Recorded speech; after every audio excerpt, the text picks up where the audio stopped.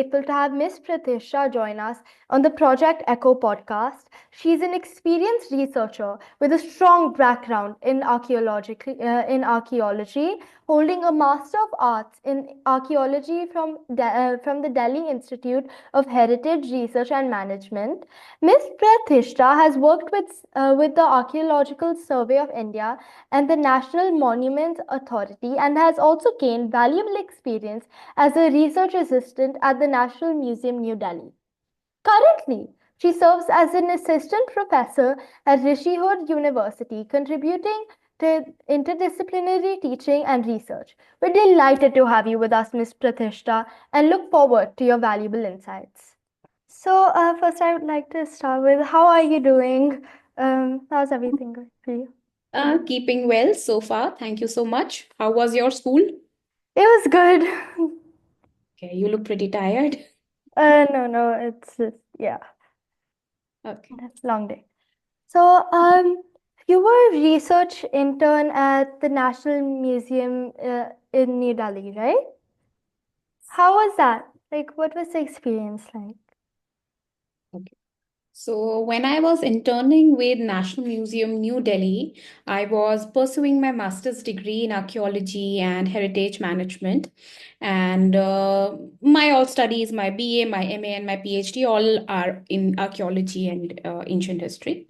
So during that time frame, I wanted to explore the museum world as well, because being a field archaeologist, I have been working only in the fields. Like you people know about Indiana Jones. We do not have a glamorous life like Indiana Jones, but a very rigorous life we have during when we are in the excavation fields.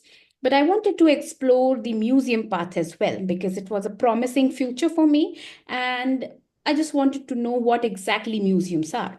So at that time, I interned with National Museum in New Delhi for around 3 months in the Department of Archaeology and Anthropology, where I came across beautiful things which I've only studied during my degrees.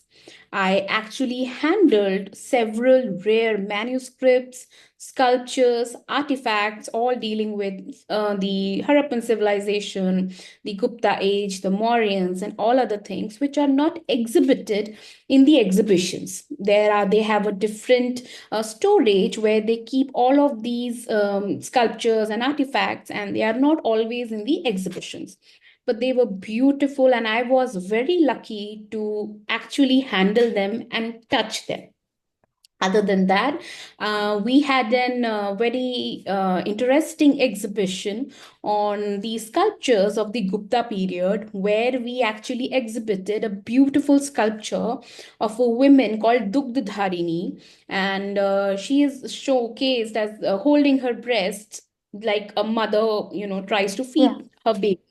So that was all symbolic and philosophical to understand and to appreciate the art of India, that how beautifully that movement, that beauty, that softness is showcased in the stone. And we all know that stone is not easy to be carved out, so we were just trying to bring out the idea that how was a sculptor thinking and what was his impression of understanding and carving while the stone, that it is so soft, because in India we have always eulogized the masterpieces of European art, that how soft they are, how beautifully they have been carved, but they date very late. But at the same time, when we see it in the case of India, we have many more examples which predate the European art and sculpture, and that was a beautiful experience. I have learned a lot during that period. Also, I came across of understanding that how to handle people, how to handle a group of people, how to introduce them to museums, to tell them why museums are not boring but a center of cultural heritage and learning. Because I was handling a group, and that was a group of school children, and they were saying, "Ma'am, kitna boring hai, neend aa raha hai." So that was a hard hitting point for me, that kids who are in school are thinking that museums are boring. So that is the point when I thought of taking up that museums should be a center of learning, and it should be a center of, interesting way of learning. So we came up with lots of activities, we came up with lots of debates, and we tried to push the students to make them understand that museum is not boring. It is a place where you come across these beautiful sculptures and artifacts which you cannot see it everywhere. Yeah.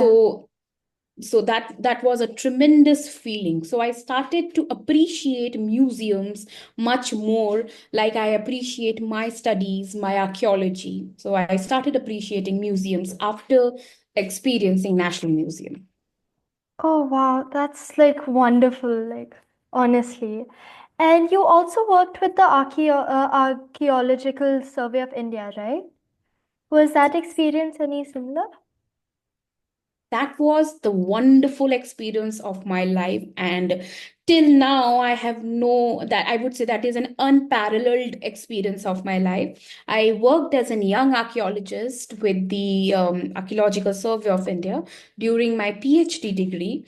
I worked there for 2 years, and first I was posted at the excavation branch, New Delhi, where we have excavated sites and we were handling materials. So I believe you have heard a site called Rakhi Gadi, which is in Haryana, where I have excavated the site for 3 years. I was part of that excavation, not as a supervisor, but as a trainee, where I participated in the excavations. And during that excavation, we found the burials of two humans, proving that there was no Aryan invasion theory. It was all indigenous.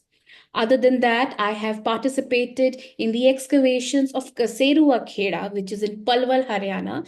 That is a historic site which is related with the Mahabharat archaeology. So there are certain potsherds which prove a different type of culture called the painted graveware. See, so we went across those artifacts which we have found. After that, I was posted at the Central Antiquity Collection at New Delhi, Purana Killa, which is a monument itself behind the National Zoo, I believe. So I was posted at a very beautiful monument where I took up heritage walks for students of college and from schools as well. Plus, I was handling a lot of material which were found during the excavations of Harappa, Mohenjo-daro, now in Pakistan. All the antiquities which were unearthed by the British archaeologists during 1850s to 1925, all of these things have been situated at Purana Killa, but it is not open for everyone. It is only open for the officials and people who are pursuing this subject. So during this time, I had a lovely experience of handling all of these materials with my hands. So, however, National Museum was a beautiful experience. This was a tremendous experience. These two has helped me to understand the perspective of history and archaeology and sculpture, that these are not two different things but a part of the same coin. So I've started appreciating both the parallels of museums and as well as archaeological survey. Oh, wow, that's wonderful, like honestly. So, while working at all of these sites and all, what was like the most like important ethical principle that you had to follow while conducting like the archaeology research? Because I'm sure like there's multiple different facets, but you have to maintain a few ethical principles as well, right? See, when we are trained in our archaeology field, or when we are in the training process, the only one ethics we need to follow is that we have to be unbiased. We cannot be biased with our thinking, with our religion, or with our point of views. We cannot say that this is this. All right. So first thing, that we have to be absolutely unbiased. We cannot say ki, okay, this is something good, so we are going to keep it. This is not complete, we are going to throw it off. No, we have to take everything and everything which is important there. Secondly, we need to respect the cultural heritage which is present there, because of the presence of these traditions, these people, we have the material in the form of material. We have a tangible format. So in that, we have to respect the community and the cultural heritage. Other than that, we have to be quite transparent, and we have to document all the data which we get during our excavations. If you see the recent excavations at Ayodhya or Gyanvapi, however, these are quite controversial topics and nobody is talking on that. But there is a proper archaeological report which says that there are certain things and which brings out the truth. So our work is to only bring out the truth, being unbiased. Whatever comes out, we give you the truth. Fourth important thing which comes is the non-invasive methods of excavation, because excavation is like literally digging up space, right? So it can, like, we have to follow certain ethics, because the site can be huge, it can be of hectares, but we cannot excavate the whole area, because there are no people who are equally competent or equally trained as per the archaeological ethics. But we need non-invasive methods, like we have started recent in last 10-15 years. We have started using GPR, we have started remote sensing, so that there are non-invasive methods.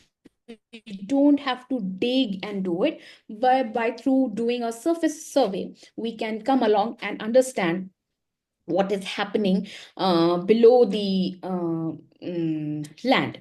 Also, we try to avoid commercial exploitation, because when we are excavating things, we are excavating sites, there are several things which come across. It can be a potsherd, it can be a beautiful antiquity, or anything else. So the people working with us have this idea that, okay, these people are excavating here, okay, there can be something very important, which can inflict the idea of exploitation, illicit trade of the antiquities and smuggling. So we have to be really, really very alert and agile while we take people into it, because we do not know the people who are working with us, are they our friends or foe. So we always try to avoid commercial exploitations. These are some of the basic ethics which a upcoming archaeologist or an historian should follow. Okay, and also along with like the ethical principles, there has to be some preservation of like the cultural heritage as well, right? So like, what are the most like, how do you balance like the need for like the scientific investigation and also like preserve cultural heritage at the same time? Hmm. So, for balancing cultural heritage and the preservation, we require a multidisciplinary approach.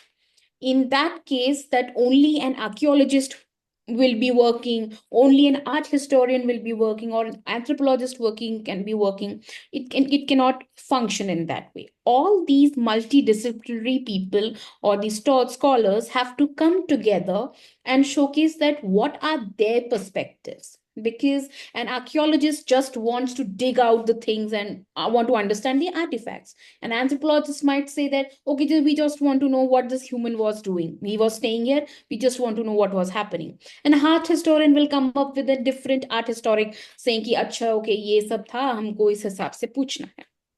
So in that case, we take the help of science where preservation comes in, because obviously we just can't excavate and give a theory to it and you can just keep it. You have to preserve it, because when you find an artifact or a thing, it is below the earth for a very long time. It can be 1,000 years or 500 years or anything, right? And it has achieved an equilibrium there, okay, around us with the surroundings. But when you expose or when you dig out that thing, that equilibrium gets disturbed, which can lead to deterioration. It can break quickly. It can happen anything. All right, we don't know how it will react. So in that case, preservation comes in.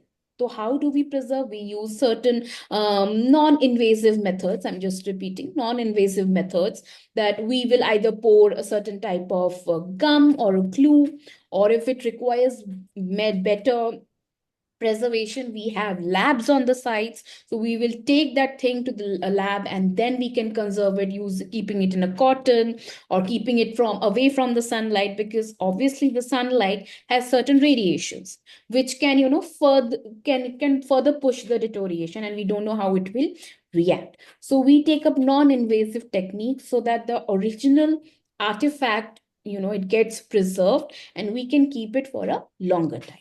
So this is how we manage the cultural heritage, and whatever the stories and whatever the traditions or rituals are, attached to it, we try to keep it, alive. Like when I was excavating a site called Nani Rayan, this is in Kutch in Gujarat, and that site had, in the previous session of excavation, it showcased that there was Indo-Roman trade, which means that the Romans were trading with India around 300 BCE.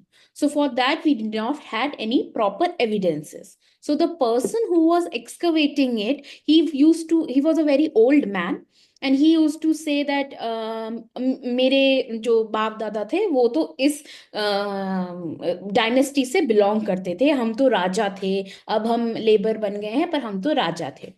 But when during that excavation we found a coin, and before even me or my colleagues speaking, that person said, "अरे ये तो मेरे दादाजी तो मुझे इसी की कहानी सुनाते थे." So this is how the stories have, whatever stories we know, those stories had certain bases. And through these archaeological excavations and museums, they just prove these stories which are going around. So through this method, by keeping oral history, by keeping traditions, rituals, and by the scientific non-invasive research techniques, we balance out the preservation of the past. Wow, that's really inspiring and that's lovely. Then I think we've established that you worked on like multiple projects throughout your entire career. So, which one of these like projects did you find like the most thrilling or like the most insightful? I was just wondering. I have worked on presently, I am working on a project which is under Dr. Vikram Sampath. He's a well-known historian and he's my mentor right now. And under him, I'm working on a project called Indian Temples as Custodian of Bharatiya Culture. So we all know that temple is a very big structure. It has been in India for a very long time. It has faced so many invasions, this, that. But through this project, I'm trying to bring out that after so much of time, this culture is continuing.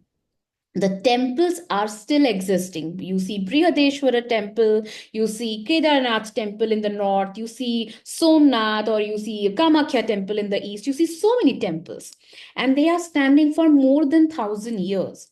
And now also the concept of temple has re-emerged, and people are building new temples in somewhere or something, but they are following the same principles of Vastu Shastra. They are following the same principles of Sthapatya. So how come this is still continuing? Because we say that India is a land of cultural continuity. So how is this thing still continuing? Nobody is teaching someone. Like I will not be teaching my college students ki अच्छा मंदिर ऐसा बनाएंगे, ये इधर होगा. But they already know that where, how the temple will be consecrated. प्राण प्रतिष्ठा क्या होता है? Where is the deity, kept? So these ideas, if I ask you to chant Gayatri Mantra, you will chant it without any hesitation. Nobody has forced you to remember कि याद रखो सनाया ऐसे बोलते हैं. No, you remember the tonality, you remember the pronunciation, you remember the chant. Without any hesitation, you will chant it. So how is this thing continuing? So I'm just trying to trace out that what is the levels on which this continuity is happening, and the physical manifestation, that is the temple, how it has survived and how it is surviving for such a long time. So this is one of the most interesting projects I'm working right now. Other than that, my PhD, on which I have worked on the Yaksha figurines, I had the best time of my life during my PhD. So I am pretty sure you must have heard about Gandharva, Nagas, Yakshas in stories and in mythology. So my work was on Yakshas, where I have just seen that how the concept of Yaksha developed and what are they, what is the iconography, how do you identify? If I ask you to identify Shiva, you will say, okay, Shiva के sir पे चांद होगा, जटा होगी, गले में सांप होगा, बागछाल पहना होगा, he will have a trident. You know that how to identify Shiva in any form you will identify, right?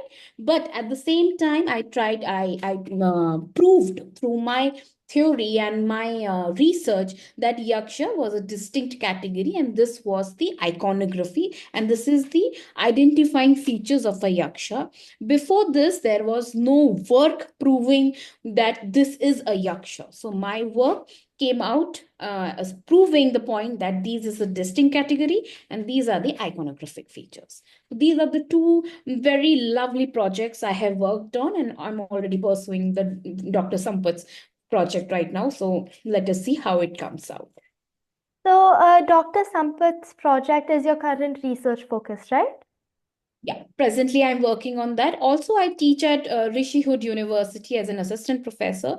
So under that also I'm taking writing small articles and small projects are undergoing. But the bigger project is Dr. Sampat's project. Oh, that's lovely. And my final question for you is, what advice would you give any aspiring archaeologists and history students or researchers?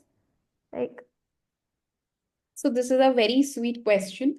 I would say people should not romanticize Indiana Jones because that is not the life we have. We are in the tough sun with all tanning and everything. We do not have good. I don't know if we should be saying this to you or not, but we do not have good arrangements for our stay. But again, it's okay. It's a part of this academia.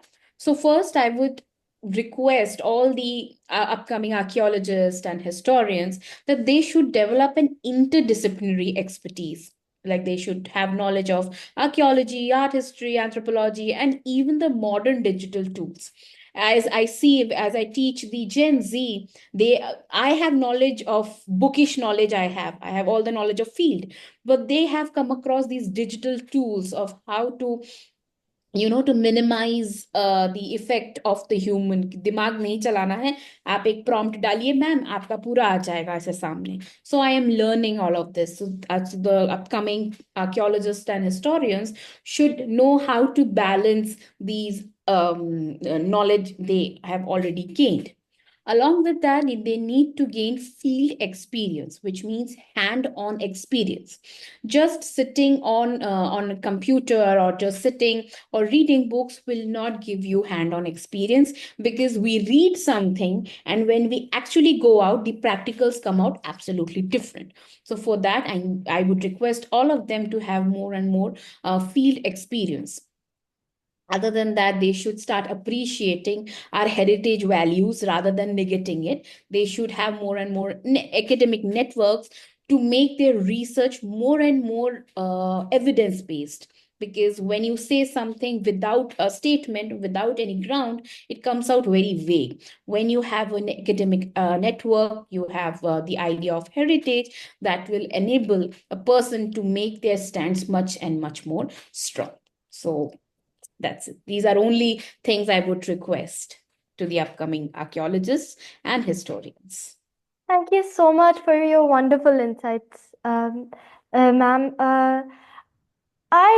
Thoroughly enjoyed this interview, and I really enjoyed learning about like your experience while you were working as a research assistant at the National Museum in New Delhi, and your experience while you were working at the Archaeological Survey of India. And honestly, I learned a lot from this. And thank you so much for taking out some precious time for me and taking out time for from your schedule to meet and let me interview and for letting me interview you. Thank you so much, ma'am. Thank you, Danai. Have a good day. Have a good day, ma'am. Thank you so much again. Yeah. Bye bye. All the Bye best. bye. Thank you.